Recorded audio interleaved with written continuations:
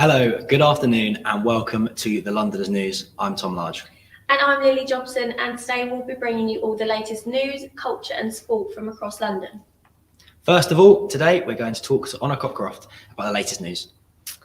Okay, starting off with some international news, the latest in Ukraine. At least 18 people, including 3 children, are known to have died after a helicopter carrying top officials has crashed near a nursery in Brovary, which is a suburb east of Kyiv. Ukraine's Interior Minister, Deputy Interior Minister, and State Secretary were all among those killed, and another 22 are in hospital, including 10 children.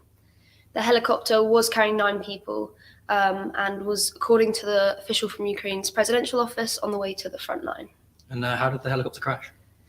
Well, in times of war, many suspect, obviously, the enemy, with this attempted assassination attempts very common. So some people, of course, will believe that Russia's at fault for the crash, although this is unknown, and state helicopters are known to travel at low altitude, stay out of the way of enemy fire, so travelling at tree level carries its risks, so unknown at this time. And what has the response been from the UK government? So the Home Secretary, Suella Braverman, has reacted to the death on Twitter. She described her Ukrainian counterpart as a leading light and said that the UK will stand with our Ukrainian friends. So there's a lot of strikes going on at the moment, and today is nurses. Can you explain what's going on? Yeah. So patients across England are being warned of more disruption to the NHS, with 2 more days of strikes staged today and tomorrow. Around 1 in every 4 hospitals are going to be impacted. And the key to this is that it follows 2 days of strikes before Christmas. So it's surprising that they've come again so soon. Who's most likely to be impacted by this strike? Of course, anyone that needs nurses will be impacted by the strike. But people whose lives are at risk, can still call 999, and most vital services will be on offer. But some will be partially staffed. Trade union laws say that emergency care still needs to be provided from the hours of 8 a.m. to 8 p.m. So, vital services like chemotherapy, intensive care will still be provided. The big disruption is likely more to be to sort of pre-booked appointments, treatments, things like that, which were also affected by the strikes before Christmas. So the backlog of this is just going to continue. Why are they striking? It's part of an ongoing pay dispute. The Royal College of Nursing General Secretary Pat Cullen has said that the union regrets the impact it will have, but says that people aren't dying because nurses are striking. Nurses are striking because people are dying.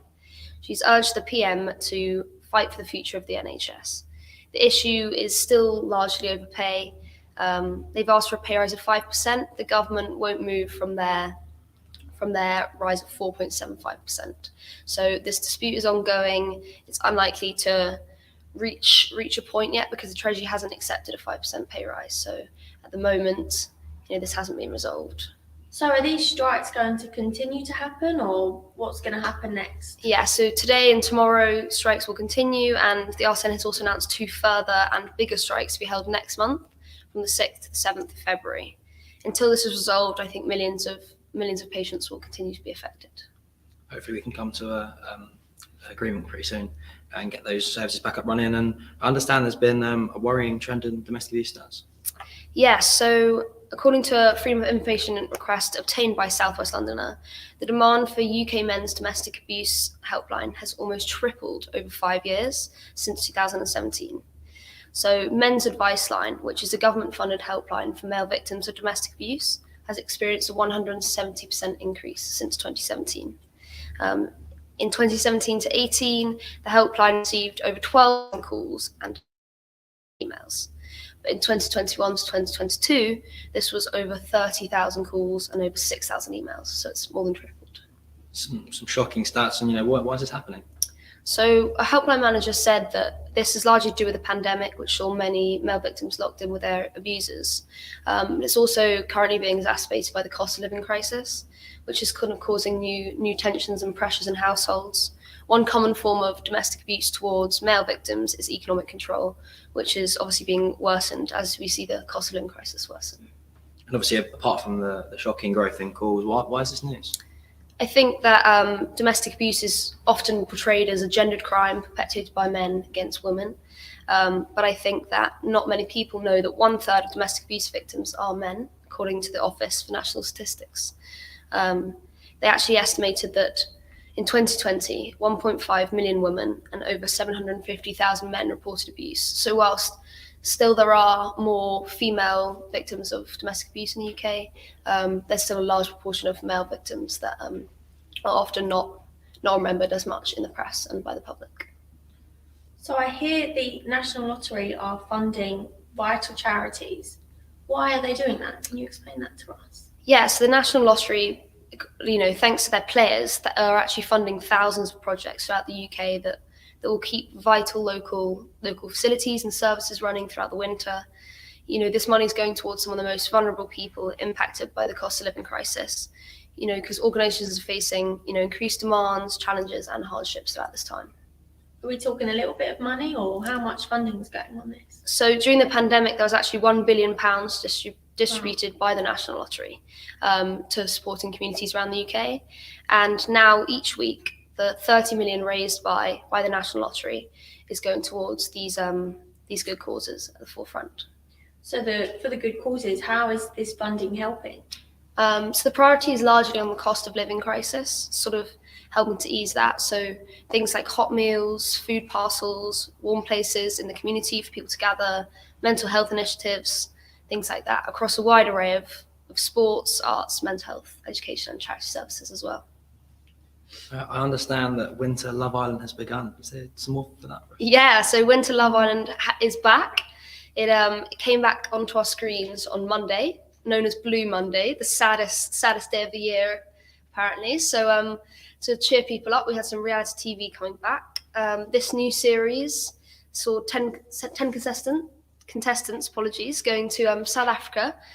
It features a James Bond actress, a farmer, and the show's first partially blind contestant. There's a new location in South Africa, new host in Maya Jama, and also a new rule.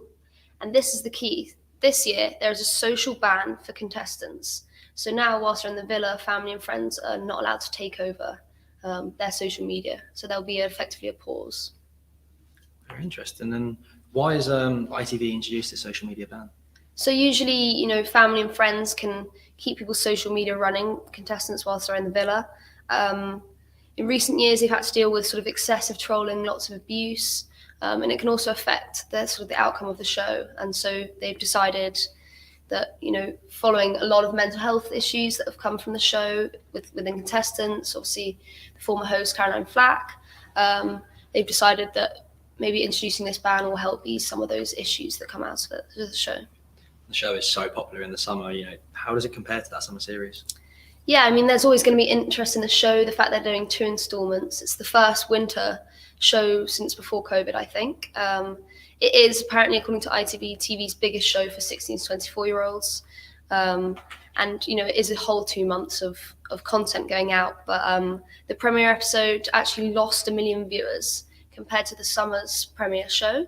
However, until streaming figures are in, it's unknown, how many people are actually watching it. Oh, well, thank you very much, Honor. Now, more than 5 years since the Grenfell Tower fire, the true scale of the cladding crisis continues to unravel. We sent our reporter Oliver Murphy to speak to just some of the thousands of residents who continue to live in unsafe buildings and ask, have lessons been learned?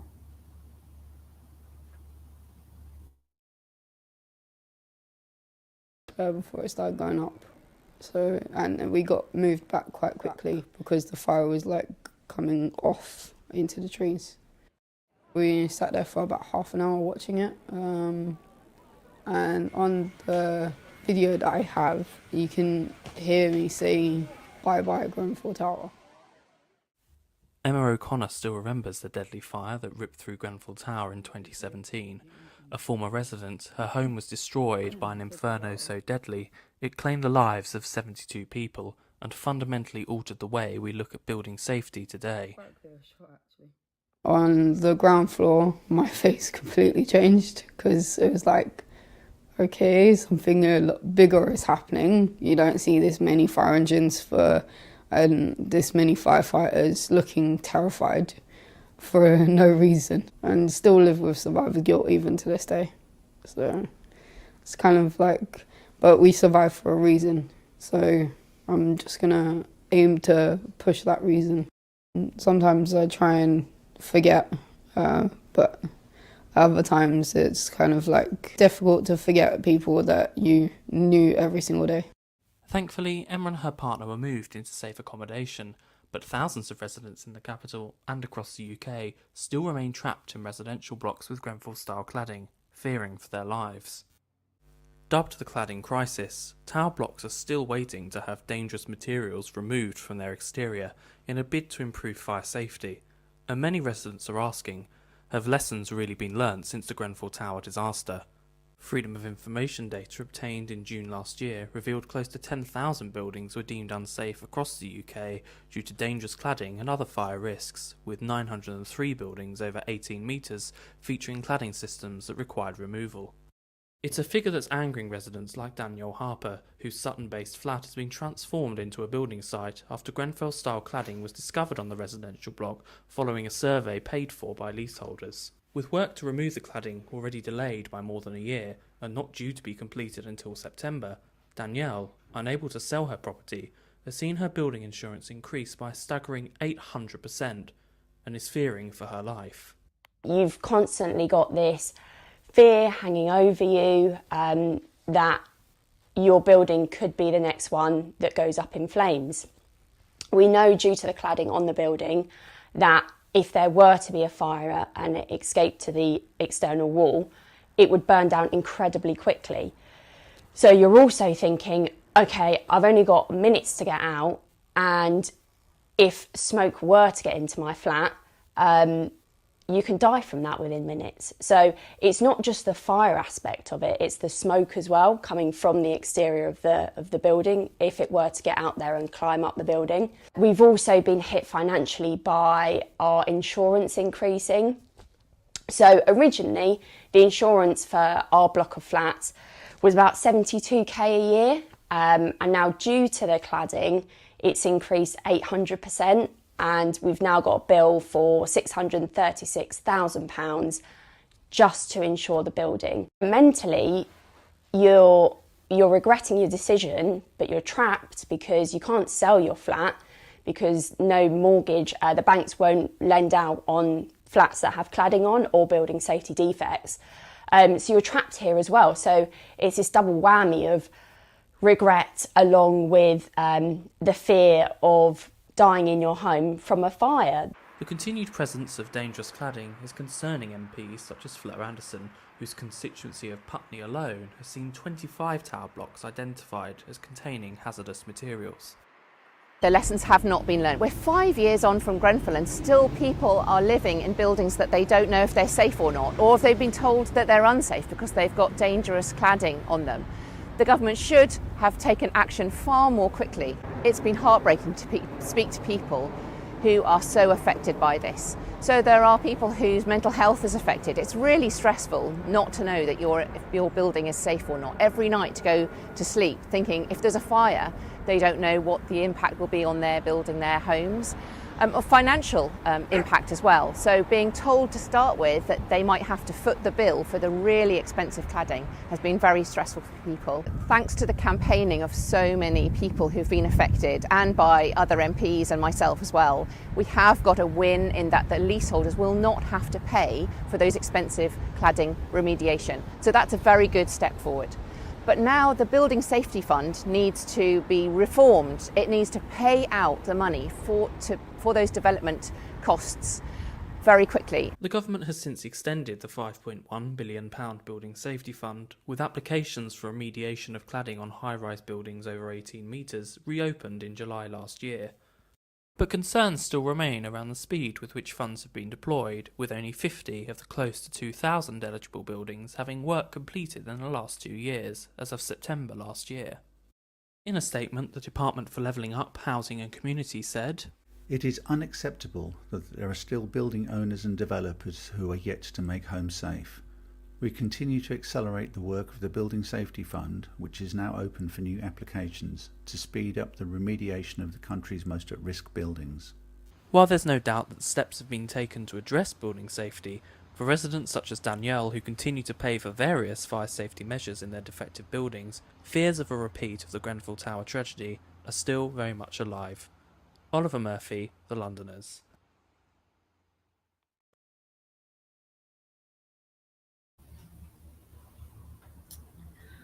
Oliver is here with us now. Thank you for joining us on screen. Yeah, hello, Ollie. Hi there. Hello. So it's been 5 years since the Grenfell Tower disaster, and yet the cladding crisis continues. Just how extensive is it in London and indeed the UK? Well, Lily, you've really hit the nail on the head with extensive. This is a crisis on a global scale, really. In 2021, we saw a fire rip through a 20-story block of flats in Milan, which led for widespread building reform, including safer cladding. And that was 4 years after Grenfell Tower. As we saw in the video, in the UK, the crisis is particularly acute. Even 5 years after Grenfell, there are still close to 10,000 tower blocks in England that are unsafe due to, unsafe cladding and other associated fire risks. And in October last year, Department for Housing, Levelling Up and Communities data found that 345 at-risk buildings, even though they've been fully or partially remediated, in urban areas around London and Manchester, 48 of those buildings are still unlikely to meet building regulations. Now, that's around 1 in 10. Now, when we discuss buildings, residential buildings and dangerous cladding, the important figures to bear in mind are buildings between 11 and 18 metres, and as you heard in the video, those over 18 metres. And the reason for that is that those heights are where we see some of the most egregious examples of dangerous cladding, whether that be the type of materials used, but also in the sense of the height that people have to travel should their building catch fire to get to the bottom. And as we saw in Grenfell Tower, many people weren't able to get to the bottom in time. But Grenfell really lifted the lid on the issue of building safety with the sheer number of lives lost. 72 people died, and that really brought into sharp focus the human cost of dangerous cladding. Cladding's used to increase, it was used for a variety of reasons, but mainly used to increase thermal energy efficiency within a building, and something called aluminium composition material, shortened to ACM, is often used. But the Grenfell disaster showed that ACM can actually help spread a fire far more quickly through a building. And I think what's also important to note is that after Grenfell, 305 of the close to 1,100 buildings that have seen something called stay put evacuation strategies suspended were deemed by the London Fire Brigade as having other fire safety issues. So there are other issues as well as dangerous cladding. And that is why I think a lot of people are asking whether lessons have really been learned since the Grenfell Tower disaster. Ollie, we heard from one of the residents in your report, Danielle, that she regrets purchasing her flat. What impact does the cladding have on the residents? Well, look, Tom, aside of the mental and psychological consequences of living in a property that could well catch fire at any moment, Danielle said to me during our conversation, it could just take a pair of straighteners to catch fire, and it reached that composite material, and the whole block could catch a blaze. As we heard from Danielle, there are also significant financial ramifications. Purchasing or renting a home is one of the biggest financial decisions for most people in their lifetime. So for residents to discover that they're living in a property with defective cladding, it is damning enough. But to then be able to not be able to sell their properties because of that, and to be able to find out that if they're wanting to get a mortgage, that mortgage lenders aren't going to lend to them because they're living in a defective tower block, as Danielle aptly put it, it's a double whammy. They're living in a dangerous tower block in fear of their life, and they can't actually get out because they can't sell their property. And that's why a number of residents will undoubtedly be regretting their decision. But it's also the fact that residents are having to then fork out on top of that, having to see their building insurance skyrocket. Danielle said that collectively in the Sutton Tower block that their building insurance had increased to over £600,000.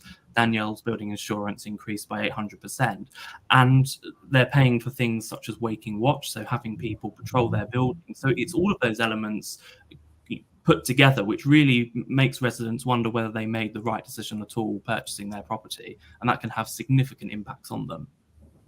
And so, Ollie, just lastly, what steps need to be taken to remove the cladding, and what do the people living in these blocks face? So thanks to the tireless campaigning of MPs and a number of organisations, we've seen the introduction of the Building Safety Act, which was a landmark piece of legislation which also ushered in the Building Safety Fund, which has seen the allocation of more than £5 billion to ensure that leaseholders no longer have to pay for the replacement of this dangerous cladding. Before that act, people were actually having to fork out their own pocket to replace the cladding, which they didn't ask to have put in their building in the first place, on buildings between 11 to 18 metres and buildings over 18 metres. However, there are still concerns, as I highlighted in the video, about the speed with which those funds are being deployed. As we saw in September last year, just 50 out of the close to 2,000 eligible buildings had work completed to remove that dangerous cladding and replace it in the last 2 years. Again, it's important to note that while the Building Safety Act has taken the burden off leaseholders for paying for that fire remediation, residents such as Danielle are still having to spend huge amounts on other fire safety measures, whether it be waking watch or fire suppressant systems or fire alarms. So there is still a long way to go. And finally, I think it's important to add that there's real uncertainty surrounding buildings under 11 metres. We hear a lot about buildings between 11 to 18 metres and over 18 metres, but there's a lot of dangerous cladding and materials on smaller residential blocks, and residents are rightly questioning what's going to happen to them. Now, the government later last year said that they were aware of the situation surrounding dangerous materials on smaller residential buildings, and they'd be looking at those cases on a case-by-case basis. But I think it's really fair to say that campaigners, residents and MPs are all in agreement in that there's still much more that needs to be done. Absolutely. Thank you for joining us, Ollie. Thank you. Next up today, our culture reporter Honor Cockcroft went to Brixton for the latest photo shoot of jewellery company Tiger by the Tail. Based in Wandsworth and described as the Gen Z destination for jewellery, Honor takes us through the intricacies of this modern brand.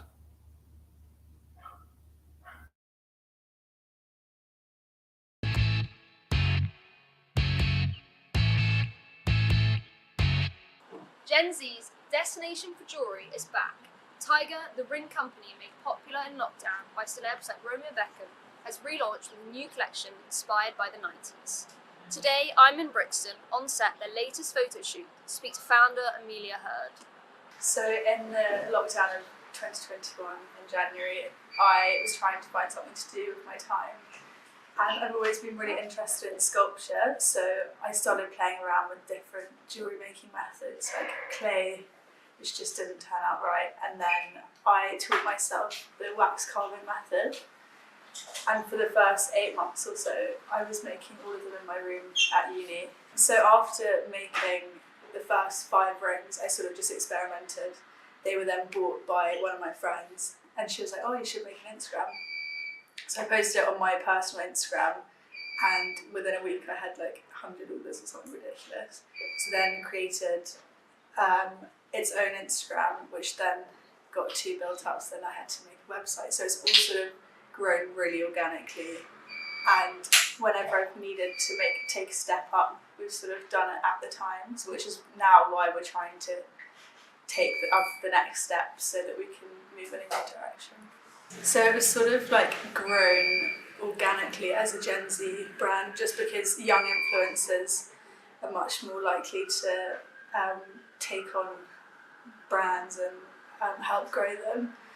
But what we're trying to like change is that it can be worn from anyone from the age of like 13 to 60. So we're trying to show that it's not just a Gen Z brand, even though that's what it's being classed as without us meaning to. So what we really like about the brand is that people feel really included with it, and they start calling themselves tigers when they're wearing the jewellery. And it's really associated with this feel of what tiger is, of wearing a tiger, become a tiger. The photo shoot today is for our new collection, the Underground collection, and we've got 4 models showcasing all of our new gold and silver jewellery, and it's our first time ever doing earrings, so we're really trying to show off like our earrings, and it's all meant to be like a grunge 90s theme. So the goals of this collection is like to make it much more professional, get it into big shops, and make sure we have lots of pop-ups, and just stop it from being a small business and trying to really grow it. Next up, I spoke to Celia Marmont, a successful Depop seller known as @CeliaPops, about how she got involved as the CEO of Tiger and her new direction for the company. So my role within Tiger, basically I'm the CEO, so I'm just going to be managing, overseeing basically the runnings of the business, like all our stock holding, and like just basically delegating to anyone that needs to be delegated to, as well as that. I got us moved into our new studio, so basically I'll run from there as our office, and we've got a couple. I'll then hire the people that need to be hired to come and help, because so far it's basically been Amelia running it herself, which was just like way too much, because the Tiger has like such a huge amount of potential, and like the way it can scale compared to especially like Depop and vintage is like very different, jewellery is. So yeah, that's my aim, to like basically get Tiger going again, but in a very like controlled and managed way, and then like trying to scale it as much as possible, because it has the potential to do so for sure.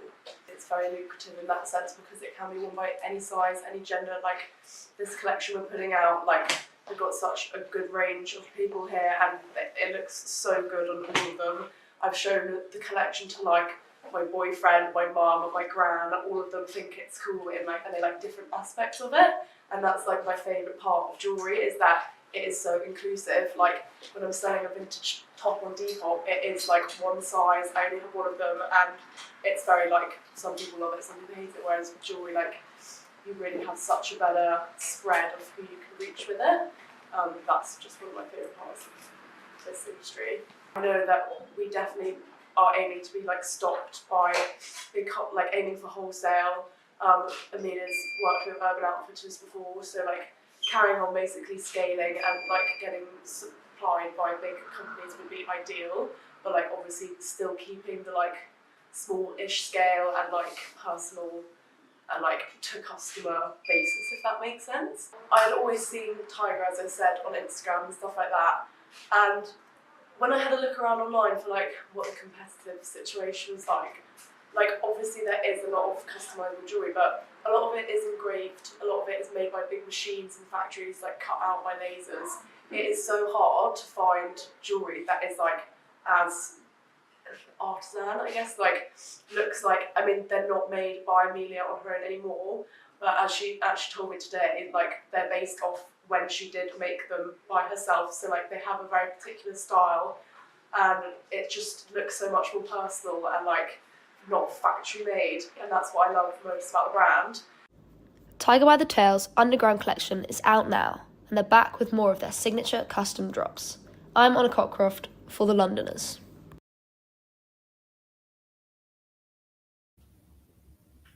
Honor joins us in the studio now. Thank you for sharing your video. First, can you just explain what that beeping noise was? Yeah, of course. I'm glad you've asked, so I can explain. But the beeping noise is actually the sound of, because I was on set of their photo shoot for their new collection, and the beeping noise was what the models needed between shots to change, which is why it's sort of in the background of while they're speaking. But yeah, I was on a photo shoot in Brixton. The company's based in Wandsworth, but they rented out this Brixton studio for the new collection, the Underground collection, which is out now. Amazing. What is it about Tiger that appeals to Generation Z? Yeah, so it's been really interesting. They've become really popular with just a certain segment of the population, really. And I think it's because their sort of unique style appeals to young people, and also because I guess their inclusion of Celia as CEO, because she's a very prominent Depopper. So on the secondhand shopping app Depop, she's known as Celia Pops, and she's become very successful on that.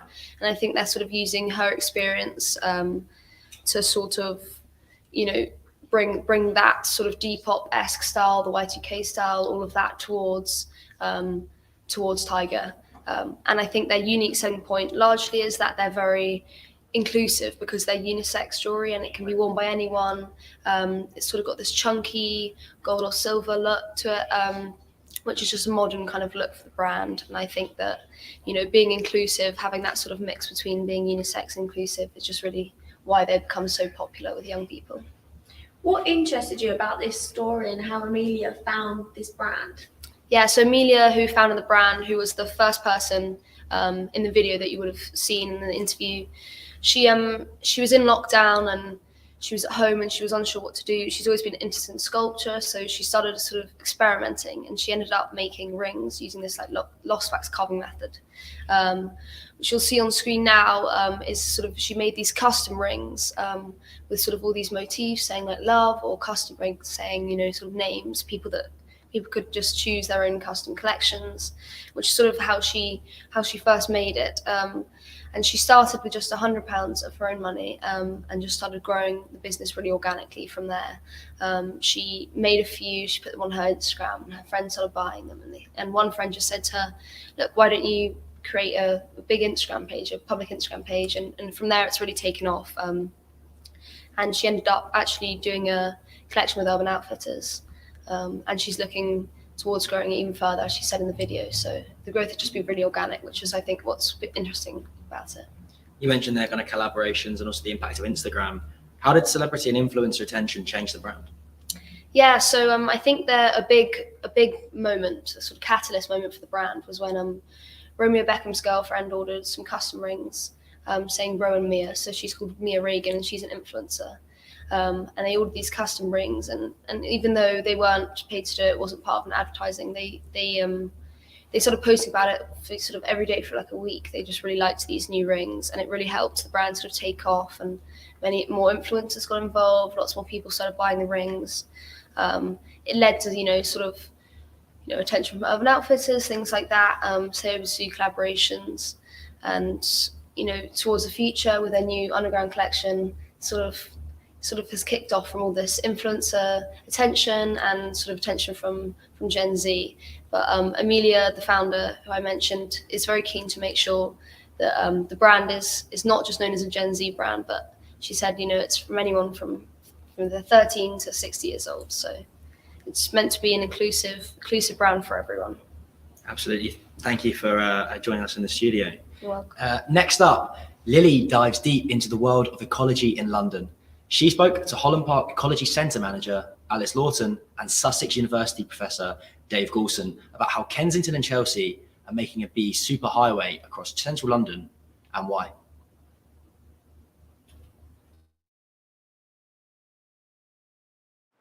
Bees have a huge impact on our environment. We need them to survive, pollinate our food and provide habitats for our wildlife. That's why the Royal Borough of Kensington and Chelsea created the Bee Superhighway. I spoke to the manager of the Ecology Centre to find out more. So pollinators are such a great thing that everyone loves bees, and once you learn more and more about pollinators, people get even more engaged in it. So we have residents that are really interested in what they can do to plant in their own gardens or their community gardens. We're doing works in all the different parks and open spaces as well, and then we're also working with schools to look at what we can do to support if they've got opportunities for greening in their school grounds, that we could do planting for pollinators as well. Pollinators have several roles for us. So they obviously pollinate flowers, so they pollinate wildflowers, which is why we get beautiful wildflowers. They're also important in our food production, so a lot of the food that we eat relies on insect pollination. And they're also a really important part of the food chain, so they are food for a lot of birds and small mammals. And they are largely in decline. And because of things like climate change and the loss of habitat, all of these insects are really struggling. So it's important that we do everything that we can to support them and provide more food and shelter for them and nesting sites for them. We've had quite a few bug hotels built by the Men's Sheds community group, and the bug hotels are basically well, it could be any shape really. The ones they've made are very beautiful little house-shaped ones, and they have various different knot holes, and they're filled with different like leaves and twigs and things that provide shelter and nesting sites for pollinators and for other invertebrates as well, so lots of beetles and things like to live in there. And we've put them out in parks and open spaces all around the borough to provide extra shelter and nesting opportunities. Plus the ecology service in the borough, we have a group of community gardeners. So we currently look after 57 community kitchen gardens in the borough, which are a bit like allotments. So because we're quite a small borough, we don't have space for traditional allotments. So residents can get a smaller sized plot which is used for food growing. At our kitchen gardens we try to also add companion planting around the edges that is pollinator friendly, so there's a lot of things that you can plant in your garden which are great for pollinators. And then also at the site we have a community group led on installing a pollinator haven garden at one end of the kitchen garden. So they applied for funding from the council to put in a wildflower meadow and a pond and a bug hotel, and all planting that's pollinator friendly. And we're also planting some bulbs, some spring bulbs in around some of the fruit trees that we have there. So we've got some muscari, which is another pollinator friendly plant. So we're doing a big bulb planting initiative across the borough of pollinator friendly spring bulbs this year, this autumn. So we've got, I think it's going to be about 150,000 spring bulbs going in around the borough. I also spoke to biology professor Dave Goulston, who spoke about the importance of the hive at Kew Gardens and how children should get involved in learning about bees. The hive, I mean, it's kind of quirky. It hopefully makes people think a bit about bees, and it has kind of hexagonal shapes in the structure, and you can supposedly kind of hear piped bee noises through it. They've surrounded it by banks full of flowers to attract real bees, which is really sweet as well. One of the problems I've encountered is trying to kind of, get people interested in conservation of bees and other creatures is a lot of people they don't really like insects. They're frightened of them. They're kind of alien creatures to them. So getting kids young and getting them involved and showing them some bees and showing them what they can do to help bees is brilliant, and it would be great. I'd love it if every school is part of the curriculum had learning about nature and going out and actually looking at some of these little creatures. With the help of the Hive at Kew Gardens and Holland Park's Ecology Centre, is London doing enough to make this?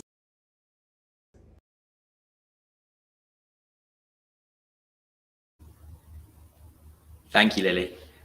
So, how can children get involved in learning about wildlife? So there's loads they can do, and I think what I was talking to Alice and Dave about is introducing nature to kids in schools at a young age is what all schools should be doing, because then they'll grow up liking nature and wanting to protect nature and everything, and not be frightened of the insects and bugs. And even like school trips to Kew Gardens that was in the video. When I went there and I was videoing, I saw so many groups of kids and they love it. And I just think things like that, it's a good school trip, or going down the beach or going on into forest. It's a good way to learn about nature, and it's a fun way also. In the video you saw, and on screen now, like the kids in their little suits at the beehive places, it's something they will remember and think, oh, this is amazing, but they're also learning at the same time. So it's educational and fun. Absolutely. I think that's the most important thing, is keeping it Definitely. fun. And have we seen any, the bee superhighway, have we seen it increase the number of bees in London? Or? Well, Alice was saying it's very hard to sort of notice over like a year or two if there's been a huge increase in bees, because you can't obviously individually count how many bees. But over the course of sort of 10 years, you'll be able to sort of see if there has been. But doing things like building bug hotels and all these little things that the bee superhighway does helps the improvement of bees, and you will see more and more instead of declining. So it is a really good way, and I think, yeah, they are increasing. Yeah, and for those watching at home, how can they help bees in their gardens? It's really easy. I mean, so there's a group called Men in Sheds, and they built the bug hotels in the video, and that's just a community group. And you just get loads of twigs or some wood from your garden, some grass. It's a bit like nests for birds. And you just get creative, build it, and then these bees it's like their little homes, and then they'll nest. There's more bees, more pollinators. It's all about being pollinator friendly in your back garden. Just the little things will help to improve bees, really, and anyone can get involved. And obviously there's a need for it, obviously due to the decline in bees, and what's contributing to that? So artificial grass is very bad for nature. It might look really nice and it's very modern and lots of family likes it. It's easy, but it blocks the soil, and it blocks bugs being able to go up, and bees won't be able to get the plants and sort of be able. It just stops the nature process, and it's going to make a decline in bees. And I think if everyone just had a natural garden, plant more plants, it will all be better for the environment in the future. Absolutely. Thank you very much for joining us. You're welcome. Thank you. Now we transcend the barriers of our city as reporter Emily Hemsley takes us through the world of K-pop. The UK has seen a rise in the influence of South Korean culture as it has not only become mainstream but widely idolised. This is explored in the V&A's new exhibition Hallyu the Korean Wave, open from now until the 25th of June in the heart of South Kensington. I spoke to Yuan Chow, curator of the exhibition, to find out more. So the exhibition is really the first of its kind to explore the pop culture from South Korea from today. So it's divided into different strands of starting with Korean drama, which is what sparked off Hallyu. And Hallyu literally means Korean wave in Korean. Yes, crescendo really came with K-pop, and that was the sort of moment that it went global. K-pop's this importance of the different fandom communities all across the world. And we also explore the, the impact of Hallyu in the field of Korean beauty and Korean fashion by looking at contemporary Korean fashion designers, and how also Korean cosmetic products. It's a really wide-ranging exhibition. It's not just the UK that it's become influential, and that's what we also go into in the exhibition, is how it's gone really to all corners of the world. Yeah, really great that we're able to have the extremely diverse audience of London to come and see it. Next, I headed to Soho Square to visit the Socolab store, a hub for all things K-pop, selling everything from books, magazines and stationery to beauty and skincare products. I heard from team member Iris about the store's recent rise in popularity. Socolab is a very unique retail experience, solely because there's not much places here that stock Korean items, so it's become kind of a tourist destination for K-pop fans. So whenever anyone comes down to London, you know they'll visit, and they like K-pop, you know they'll visit Socolab, and people will queue hours for the store. I then spoke to K-pop superfan Amelia Oatrian, who's been a member of the K-pop cover dance group New Vision Dance UK since 2018 and has performed on the Pop Asia stage at Comic-Con, as well as frequently attending K-pop concerts in London.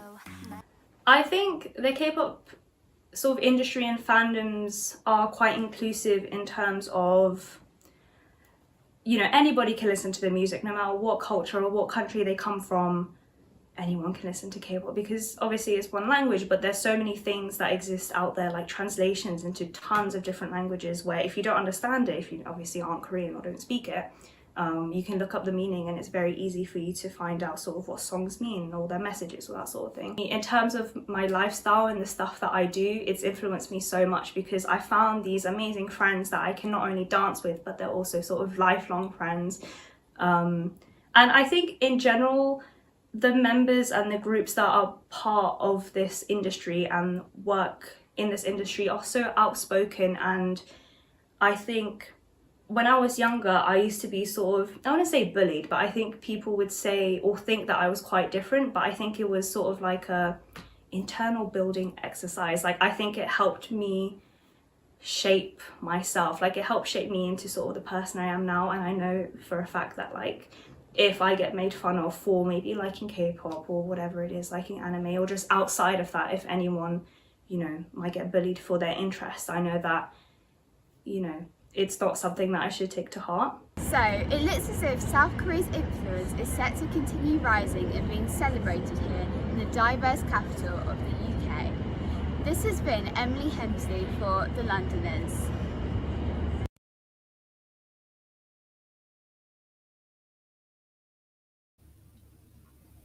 We're delighted to have Emily join us now. Thank you for coming in.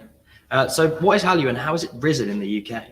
Well, Hallyu literally transcribes to the Korean wave, which means the global popularity of South Korean culture.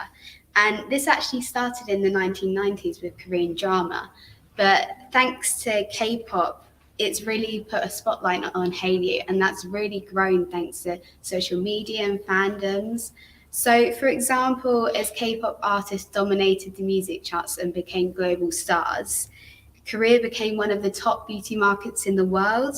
We saw K-stars ruling the fashion scenes, and Korean-made Squid Game even became the biggest ever show on Netflix.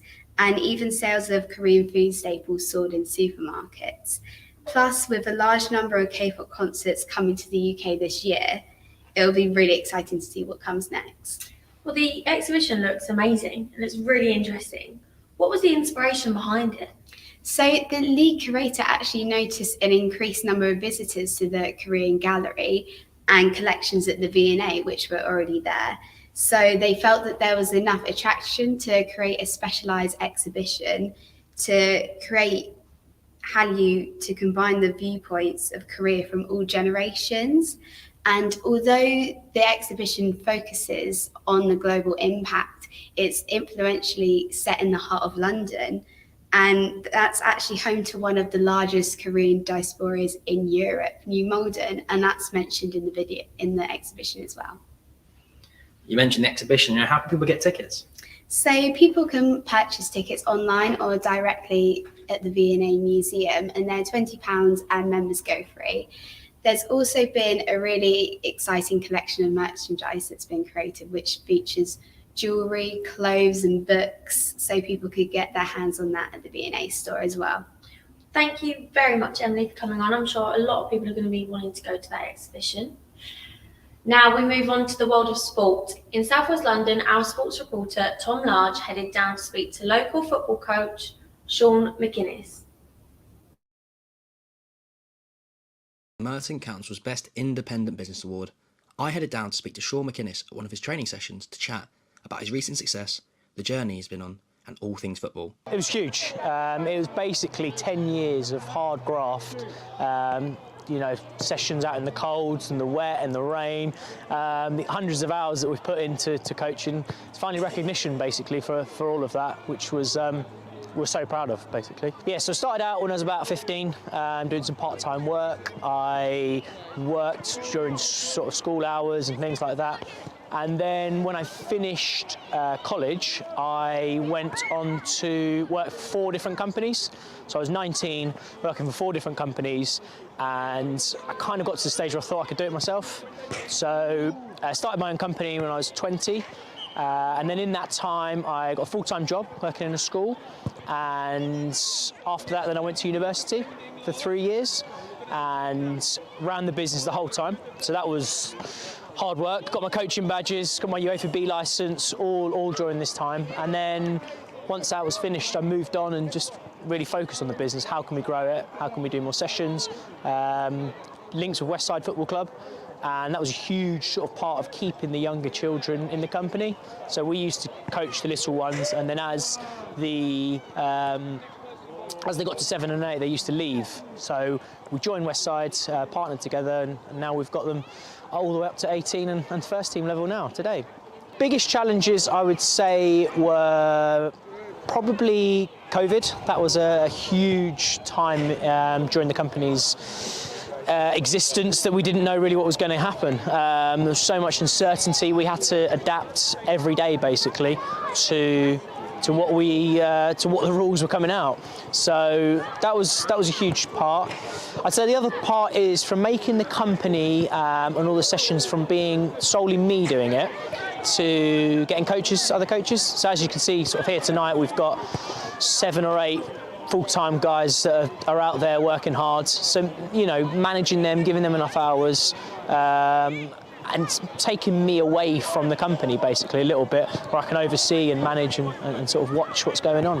I spoke to Sean McDonnell, one of the team at Sean McInnes Sports Coaching, and he's recently signed for Westside FC, the team that partner with Sean McInnes Sports Coaching. Sean has worked with Sean McInnes for around 3 years and is enjoying his time playing on the pitch and coaching off of it. Sean and I headed down to a local football pitch to get his thoughts on the balance of uni, non-league football and coaching. I found it great, mate. I think he's given me a lot of opportunities that I wouldn't usually have got from other companies. Helps me with my uni work as well. And yeah, I'm really enjoying it. 3 years going strong. The opportunities that he gives people is unreal. Some of the lads that I've put forward to him, and he's branched out and give them some opportunities that other people, other work jobs couldn't give them. One lad was working at Sainsbury's, he's now working for Sean full time, and he's doing really well. So it's great. There's some of the opportunities that Sean gives people, it's just unreal, and that's why he's won the awards that he's won, and the effort he puts in brings out all these opportunities for kids and himself and other people. So it's great. Obviously, I'm at uni at the minute, so I'm trying to do all the coaching things that I can to be a PE teacher. Hopefully progress that way. Maybe work with Sean full time in the future. It depends what happens. But yeah, football-wise, just looking to go up the non-league ladder really. Looking at the likes of like Jamie Vardy and people like that. Hopefully doing something similar. I've been around the academies. I've done all this and that, but yeah, the non-league's good. I'm enjoying it. It's fun, hard, but the effort you put in, you'll get rewarded. So it's great. The Euros just inspired the nation, really. We had an incredible amount of people contact us during and after looking for girls' football. So we decided we'd set up our first West Side girls team. They're all playing in the Surrey Youth League. They've played 7 games, I believe, won 6, goals flying in. Actually had a meeting today with a local school that are looking to increase the amount of girls playing football. And they've got loads of interest, so it's been a huge, and actually having idols, you know, we all know now, all the boys, all the girls, they all look up to some of the players in the England women's team, and can actually identify who they are, which is, I think, is really important as well. Yeah, I think being able to see them on the big screen, see them, you know, the advertising, on the TV, it's just that visual that actually they can do that one day. There's nothing stopping them, and wanting to play like one of those players, you know, be Ellen White or be Jill Scott or all these fantastic footballers, just having someone that they can look at and go, well, yeah, that could be me one day. It's huge, and that sort of is underpinned by our philosophy. So we are big believers in teaching sort of games for understanding. So that is basically all small-sided games, which is linked to what the FA's message is now. And the key things that come out of that are engagement levels, are sort of the fun side of it. And if the kids are enjoying it, then they'll come back next week and they'll keep on playing and, you know, keep on developing. And it's that lifelong participation. It was great to speak to both Sean McDonnell and Sean McInnes about coaching youth football, winning Merton Council's Best Independent Business Award, and what the future looks like for Sean McInnes sports coaching. I've been Tom Large, The Londoners.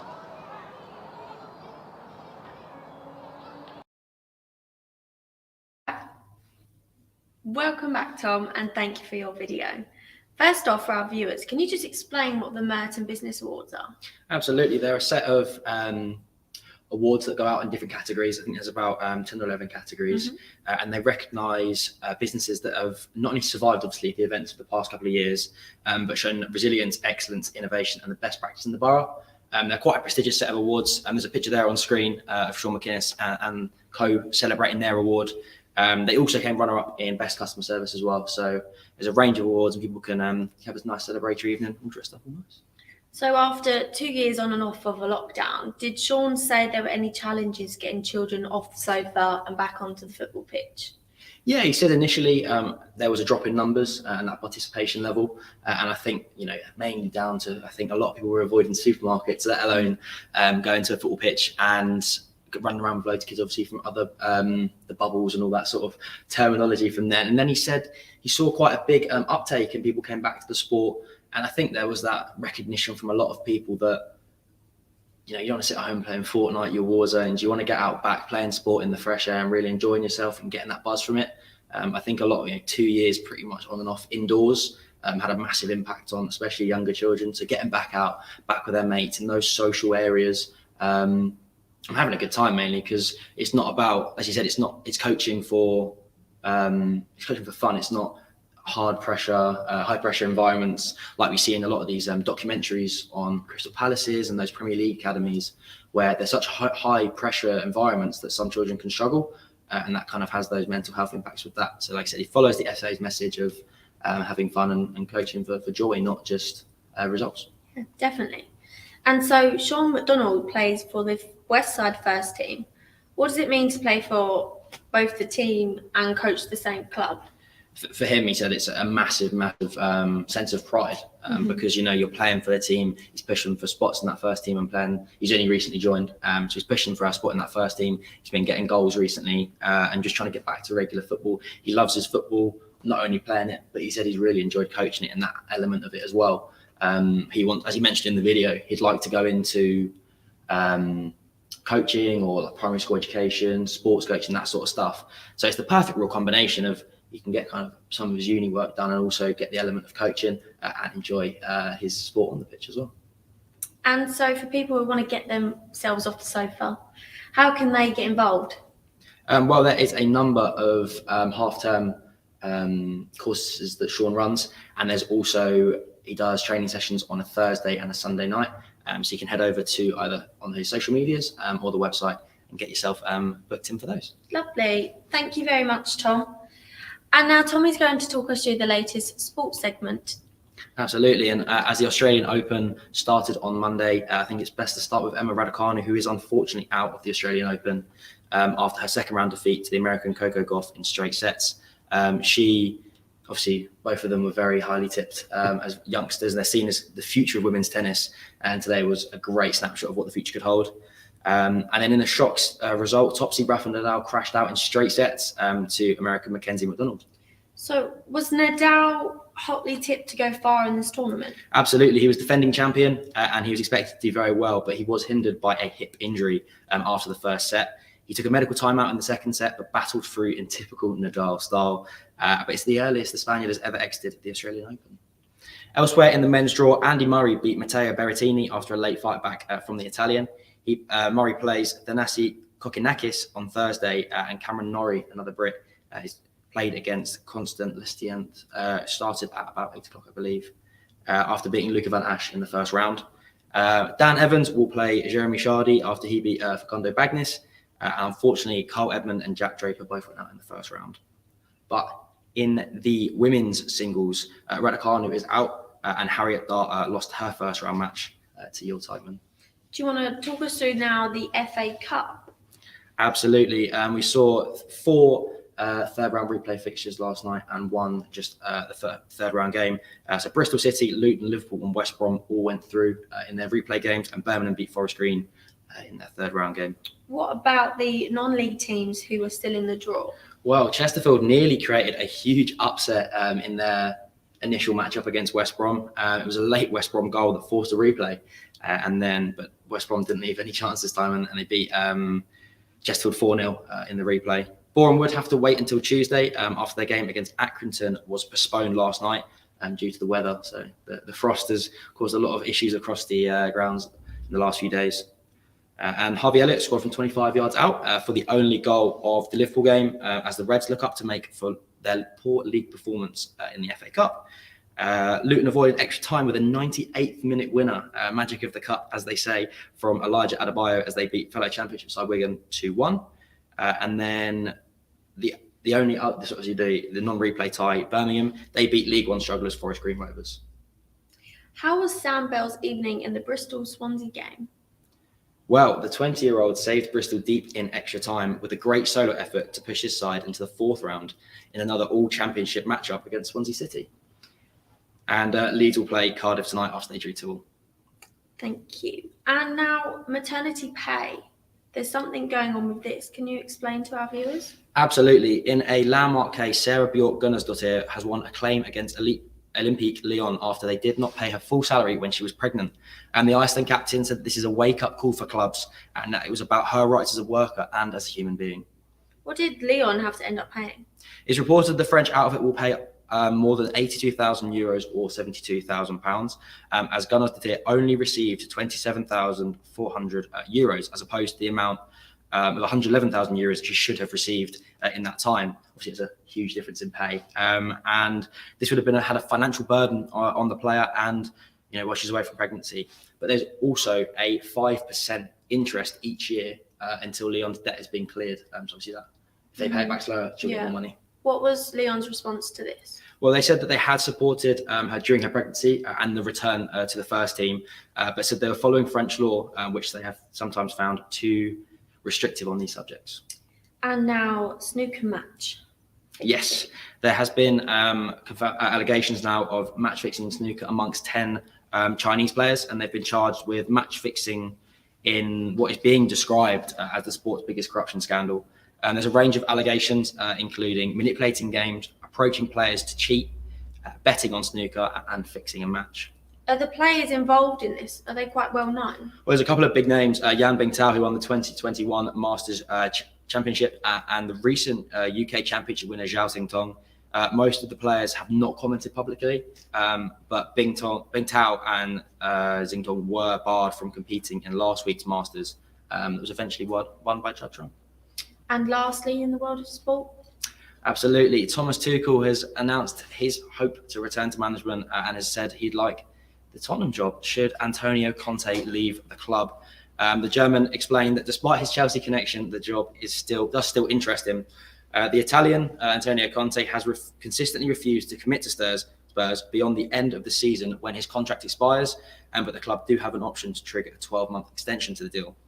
Tuchel is currently enjoying a break from football after his departure from Chelsea last September, and the Premier League does return tonight. Crystal Palace taking on Manchester United and Manchester City hosting Spurs tomorrow. Thank you very much, Tom. Thank you for tuning in. I'm Lily Jobson. And I'm Tom Large. For more of the latest news from the Londoners, check out the 4 sites on screen or find us on socials.